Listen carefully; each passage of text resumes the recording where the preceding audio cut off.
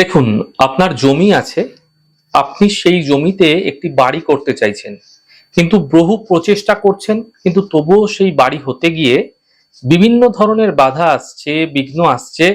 জমিতে আপনি বহুদিন হলো কষ্ট করে কিনেছেন, কিন্তু বাড়ি করতে পারছেন না কোনোভাবেই। খুব দিশেহারা অবস্থায় রয়েছেন, আপনি কি করবেন? আপনারা আগামীকাল অর্থাৎ কালকে সোমবার দিন সকালবেলা একটি লাল কাপড়ের মধ্যে ডালিমের কলম দিয়ে, কেশরের কালি দিয়ে আপনার বাড়ি করতে গিয়ে যে বাধা আসছে তা যেন দূর হয়ে যায় এবং আপনার বাড়ি যেন হয়ে যায়, তার মনস্কামনাটি লিখে ফেলুন। লেখা হয়ে গেলে তার নিচে আপনার নাম এবং গোত্র অবশ্যই লিখবেন। এরপর এই কাপড়টির ওপরে 11টি গোমতী চক্র দিয়ে গিট বেঁধে একটি পুটলি বানিয়ে নিন। এবার এই পুটলিটি আপনার যে জমি আছে না, তার ঠিক উত্তর পূর্ব কোণায় অর্থাৎ ঈশান কোণাতে কালকেই আপনারা পুঁতে দেবেন।